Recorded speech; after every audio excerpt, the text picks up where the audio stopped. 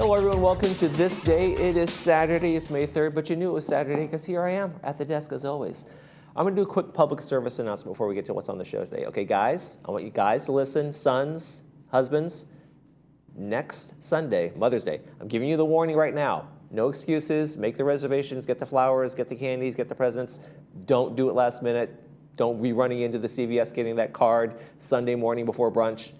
Make sure you're making it happen. I'm warning you now, you've been warned. All right, there you go. That's a good public service announcement from me, Michael Taylor, and all of us here at This Day. Now let's talk about what's on the show today. We got Hoag Medical Group coming in. Dr. Tiffany Beck's going to be here. Bree's going to be interviewing her, talking about gynecological oncology. And then later in the program, Bree's also going to be talking to Assembly member Diane Dixon from the 72nd District. So there you go. I'm just here to bookend the show and remind you guys about Mother's Day next week. All right, stay informed. Right now we want to talk about some pop-up scams that have been happening here in the village, and some people have come victim to that. There's an investigation underway. This one's the Chase fraud one. You pop up on your screen, on your phone, or on your computer saying there's something wrong with your Chase account. And the person contacts you and says you need to get some money out to protect your funds right now, or gift cards for us, and they do an actual physical exchange of that. It's a fraud. Do not pay attention to it. Ignore it, hang up, or turn off your computer. So here's how to protect yourself. Never click on those suspicious pop-ups. Make sure you close your browser immediately and restart your computer. Do not trust anyone asking for cash or gift cards over the phone or online. Always call your bank directly using a number that you know is real. I did the same thing recently with a toll road account thing, a pop-up scam came. I said, this seems suspect, and I checked it out, and it was a big fraud.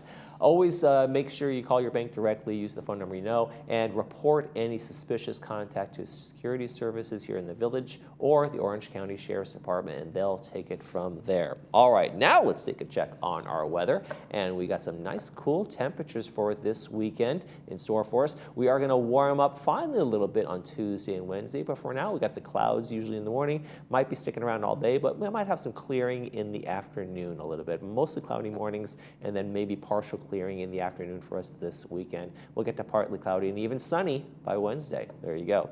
Let's take a look at our sunrise, sunset while we're at it. We've got a beautiful picture here. Thank you, Cole Young, for giving us this one from San Clemente. Beautiful clear. Remember the clear sky days we used to have? Oh, I can't wait for those to come back. June gloom, May gray. Come on, guys. Sunrise this morning was 6 a.m. Sunset tonight is going to be 7:35. If you'd like to send us a picture from the past or present, anytime you've taken it, if you think it's a great shot, we'd love to see it. Pets, places, sunrise, sunsets, your vacation spots, we love them.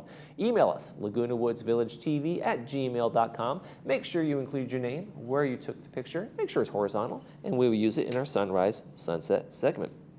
All right, when we come back, Bree is going to be on the set with Dr. Tiffany Beck from Hoag Medical Group. All right, stay with us.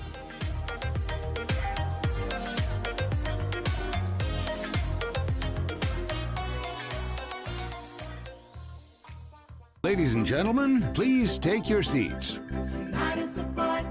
Something is happening tonight at the Barclay. The Barclay in Irvine. Live entertainment, you don't want to miss it. Tonight at the Barclay.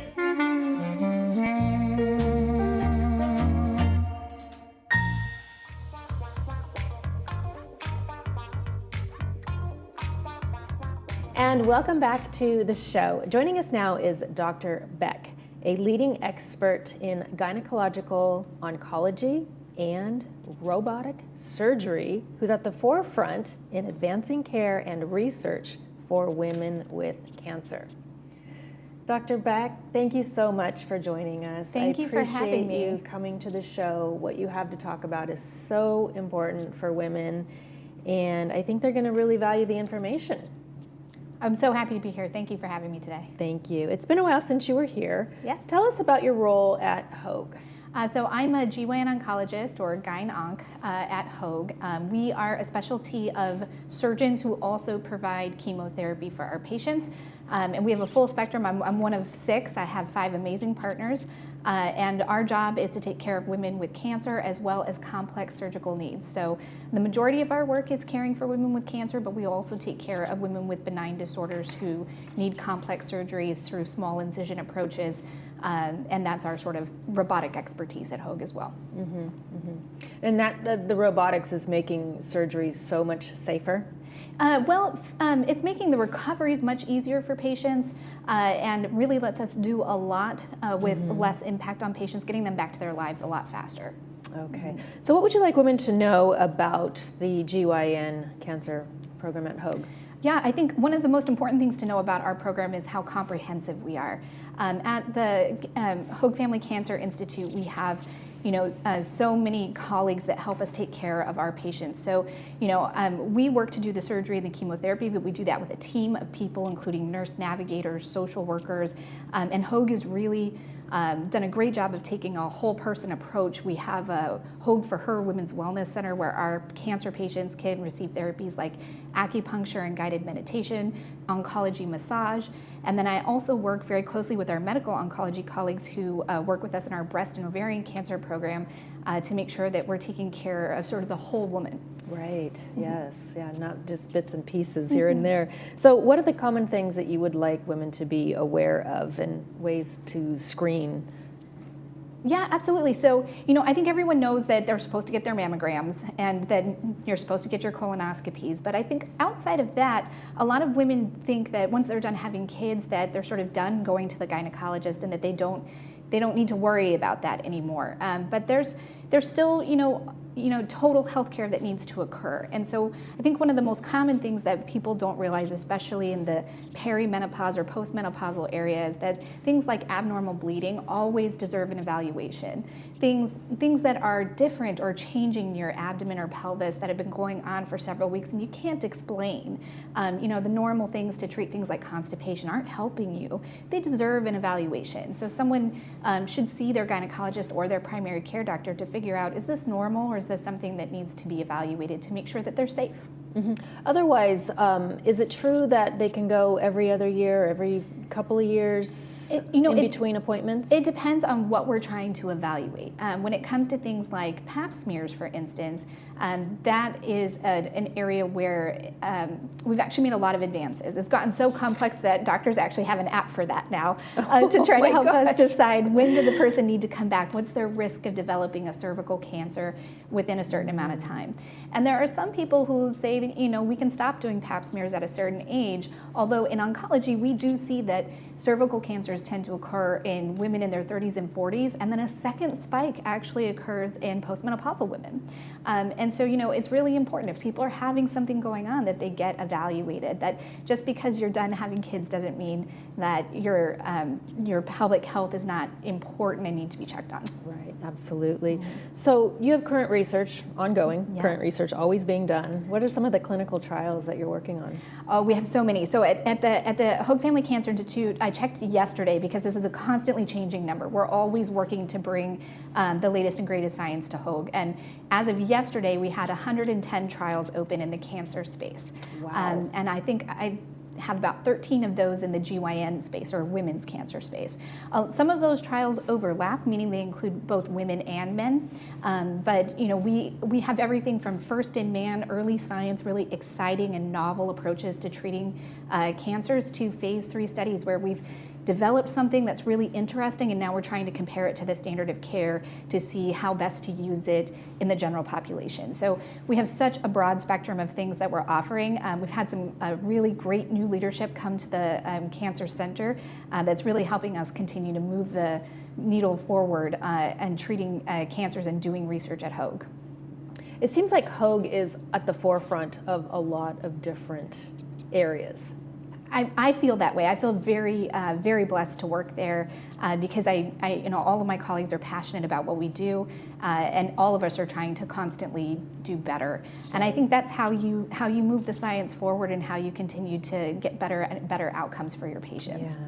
So, what do you think we can hope for the future for women's cancer treatment or prevention? Yeah, we've moved, we still use a lot of the traditional things like chemotherapy and surgery, but we've moved beyond that in a lot of ways as well with advances in immunotherapy. We have studies ongoing in cancer vaccines where we sort of create a vaccine from your own body or from your own cancer cells and are able to give that back to people. We're using cancer-killing viruses. There's so much interesting innovation that's happening that we have a lot to look forward to. Just in the past couple of years at our annual meeting in GYN oncology, we've seen some studies that have come out that have been absolutely practice-changing that have moved forward the survival for women with things like uterine cancer, the most common cancer I treat, on the order of more than a year difference in what we can see with a small change in the therapy. So we're really seeing some huge improvements. Dr. Beck, do you understand, does the medical community understand why cancers are, I'm going to use the word attracted, although I know that's not the right word, but why do they seem to go to one part of the body versus the other? That's a great question. I think cancer by definition is a mistake, right? Our cells are always turning over. We're constantly refreshing, making new skin cells, making new cells throughout our entire body. Right. And with those turnovers, there's the opportunity for a mistake to occur. When a cell, has to pass on its information, it can make a mistake. Sometimes those mistakes are genetic, and we have an outstanding program in genetics at Hoag to help families understand, do they have an elevated risk of cancer, and can we help prevent that in other family members? And sometimes those mistakes are just mistakes, and they can happen kind of anywhere.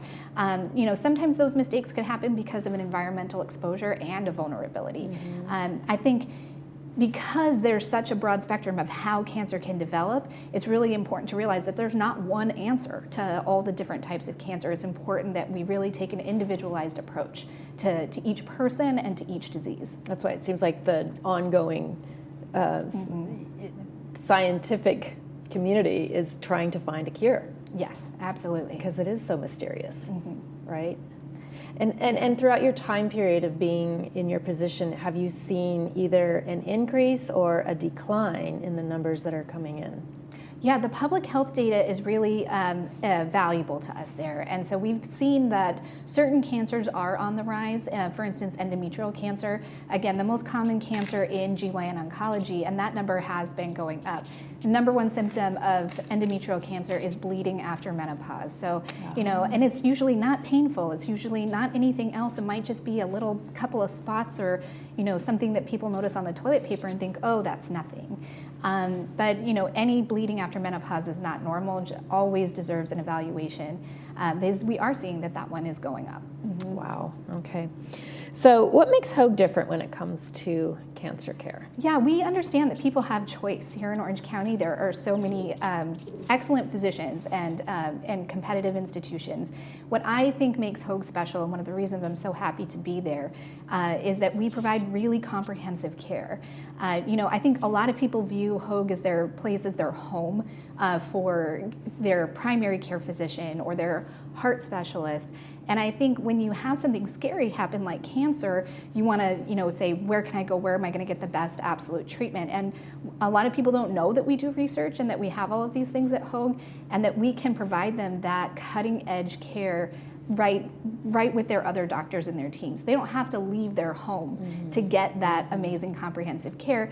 And when you have surgery, if you've got other issues like a heart condition or something like that, it's wonderful when your heart specialist can also be a part of your team in the aftercare. So the fact that we are not just a cancer center, but that we really take care of the whole person on a really team-based multidisciplinary approach, I think really improves people's outcomes and experiences. Yeah, Orange County, we're so lucky to have Hoag here. You've got several locations. Where are they? Yeah, so in GYN oncology, we have offices in Mission, in Irvine, and in Newport Beach. And sometimes those things are moving and expanding kind of where the patients need us or where we're seeing that the volumes are the highest. So we try to make sure we've got access for patients wherever they need to be. Our surgical centers are in Irvine and Newport right now. Hoag just opened a new outpatient surgery center as well in Irvine. So Hoag has places pretty much everywhere. I feel like you can drive down the street and see your primary care kind of anywhere and make sure that you're getting that basic care. But we are also expanding our centers of excellence to provide that specialty care. Wonderful. Well, thank you so much for your dedication to this work. It's incredible, and I know that a lot of our viewers are your patients. Yeah, I'm so happy to be here. Thank you for having me. Yes, valuable information. Thank you for being here. All right, everybody, you are watching This Day on Village TV.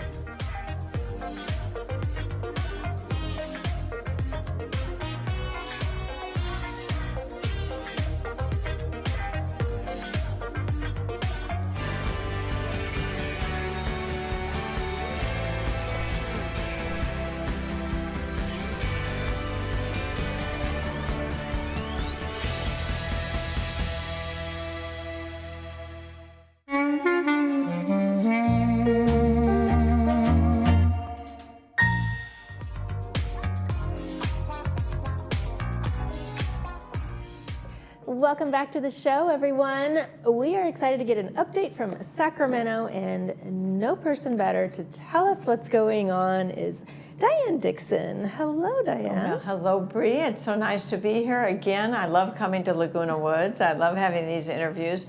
I learn about a lot of Laguna Woods, and then I could share what I've been doing up in Sacramento, too. Fantastic. Well, welcome back to the show. Thank you. Let's dive right on in. What are some of the legislation that you've been working on?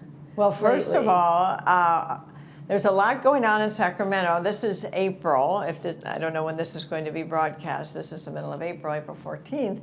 And this period of time, every legislator in the Assembly, there were 120 legislators, 80 in the Assembly and 40 in the state Senate. I am in the Assembly.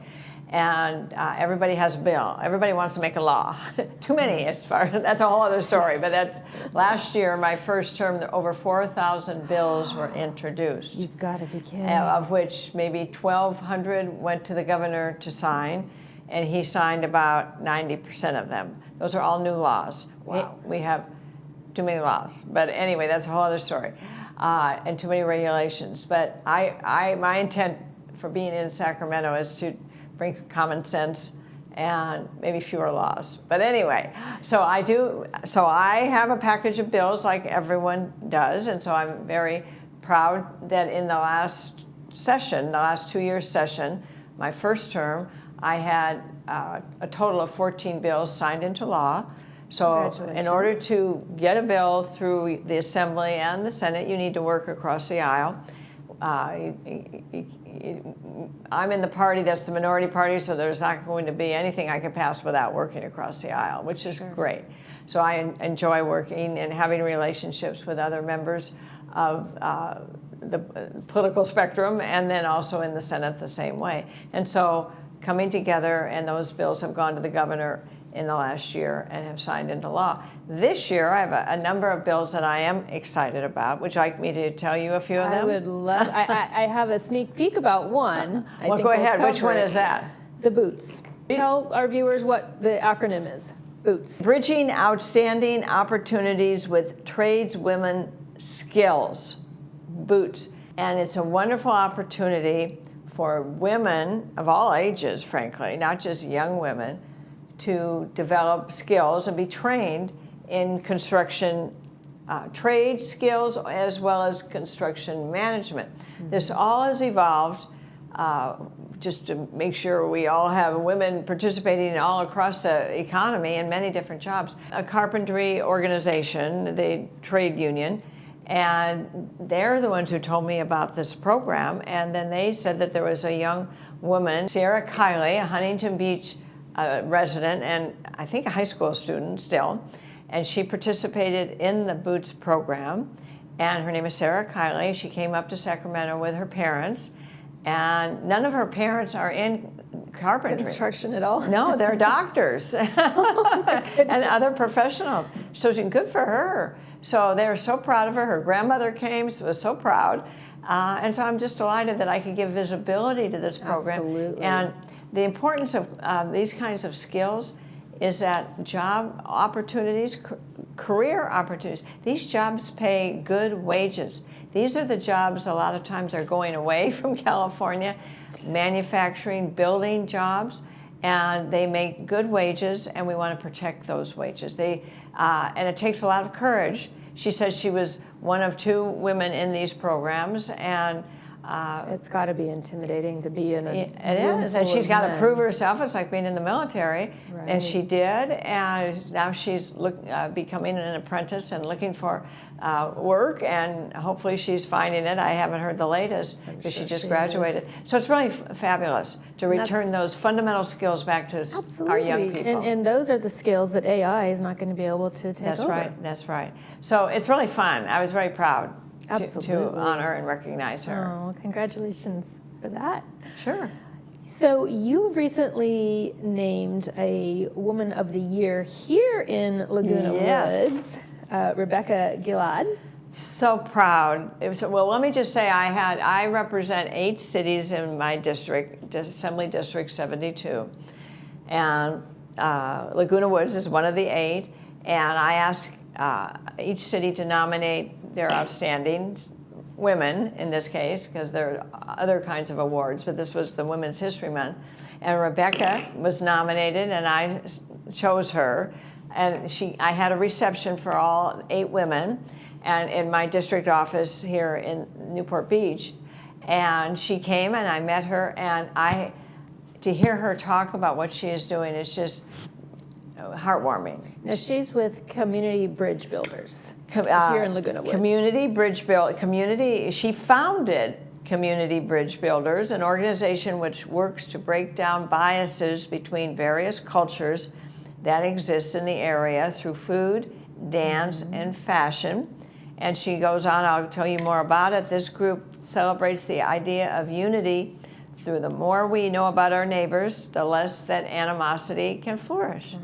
So she is an amazing woman, and she's done great work for the community. I'm proud to honor her as one of my Women of the Year, and I congratulate her. And what she did is create a documentary. Are you familiar with her documentary? I am not. So I have not seen it. It's on YouTube, I believe, and maybe it's on your channel. I don't know for sure. But it's very heartwarming, and I look forward to watching it. So Rebecca, if you're listening to this or watching this, congratulations once again. Absolutely. And the privilege of honoring you for your amazing work in your community. And tell us where we can find the documentary. Yes. So real quick, Diane, this is dear to my heart. You recently hosted a women's financial conference. I did. Which I think is probably on the list of things that women should be doing is financial independence. Thank you. Yes. So this all came about, what reminded me, I think I've always had that belief, a strong belief that women shouldn't know the financial situation of their situation, their circumstance. And what re-triggered my awareness, there was a major study done in the Wall Street Journal at this point, about maybe 3 or 4 months ago. And I suggested to my staff, we should put on a women's financial conference because it's really important for obvious reasons that women of all ages could face sudden calamity or just need to know what's going on. And oftentimes today, it's not just simply a savings account anymore. There are complex financial investment opportunities that people are a part of. And anyone knows if you put together in case of an emergency that a family member would find that they need to do this with all your accounts, it's not simple anymore. It's not simply a bank account or a savings account. It's credit cards, it's investment. And many people have more than one investment outlet. You know, there's Charles Schwab, and there's just a lot of private investments, or you may have your own stockbroker or financial advisor. And so what we did is have a conference, and I actually co-sponsored this with my colleagues, Assemblywoman Kate Sanchez, who represents Mission Viejo and Temecula and that area of Orange County and part of Riverside County.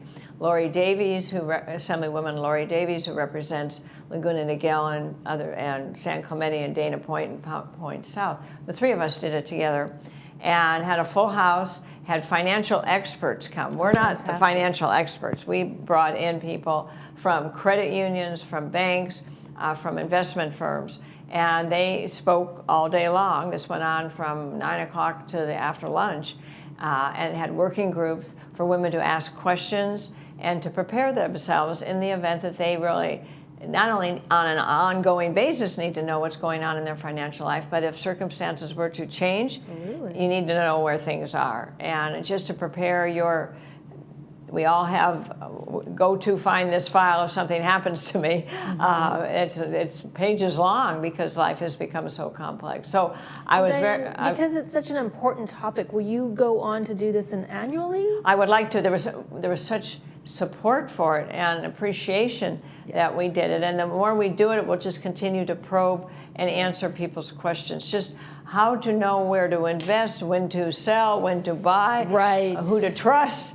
It's a myriad of choices and complexities in the financial world today. Like, for example, I could remember in 2008 with the Great Recession, I was in my corporate life and I was in Tokyo and I was on the treadmill and it was 4 in the morning and 1 in the afternoon in New York or something like that, and I'm seeing the stock market crash, and I get off the treadmill and I call our financial advisor and I said, should we sell everything? And he said, no, don't do that. Touch it.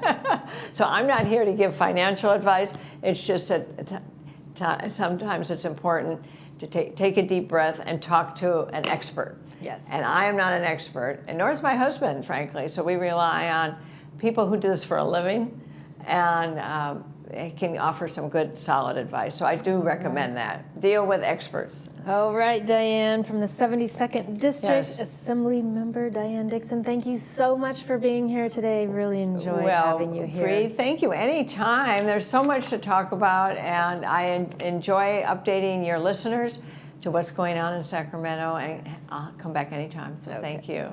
Thank you. You're watching This Day on Village TV. We'll be back after these messages.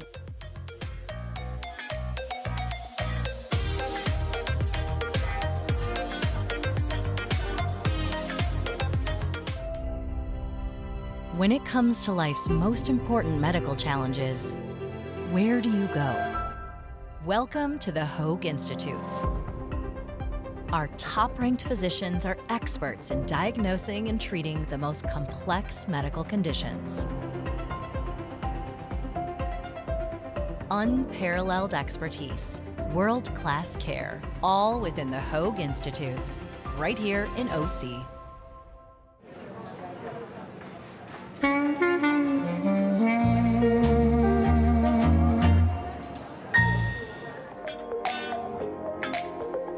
And welcome back. Hey, let's talk Saturday movie, and we got a great one for you. It is a really fun movie. It's called Rocket Man. It's going to be at 2 p.m. with the subtitles and 6 p.m. without the subtitles. It's a fun movie, so make sure you see that one. All right, let's take a quick check of our weather, and we got some pretty good temperatures for us, mid-60s, a little cool, a little cloudy, but we're going to hopefully get a little partial clearing in the afternoons on both Saturday and Sunday. Then as we go into next week, we get a little warmer and a little more sunshine, and by Wednesday, look at that, sunny and 69 degrees. I'll take that any day of the week.